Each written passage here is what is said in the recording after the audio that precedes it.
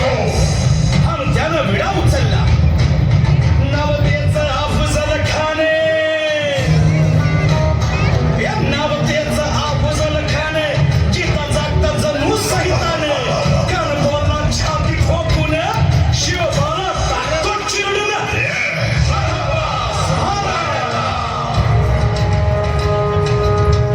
कौतिक झालं दरबारात. खान निघाला मोठ्या गुरमीत.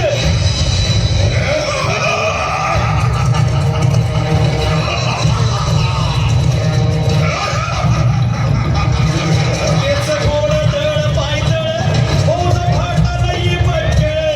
अंगीत हा हत्तीचं फळ वाहणारा कापूर चुळचुळ. राजाची सेना मुठभर खानाला कसा ठोकणार. काय लढवावा हुन्नर चिंतेत बंद सरदार. महाराज आपला जीव मोलाचा आहे. खानाचं सैन्य अफाट आहे. त्याच्यासमोर आपला टिकाव लागणं अवघड आहे. काही दिवसांसाठी आपण कुठेतरी अज्ञातस्थळी निघून जा. काय म्हणालात रायबा? मासाहेब, आम्हाला आमच्या जीवाची पर्वा नाही.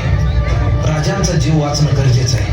रायबा, शिवबा केवळ आमचा पुत्र नाही, तर अवघ्या मराठी जनांचा स्वाभिमान आहे.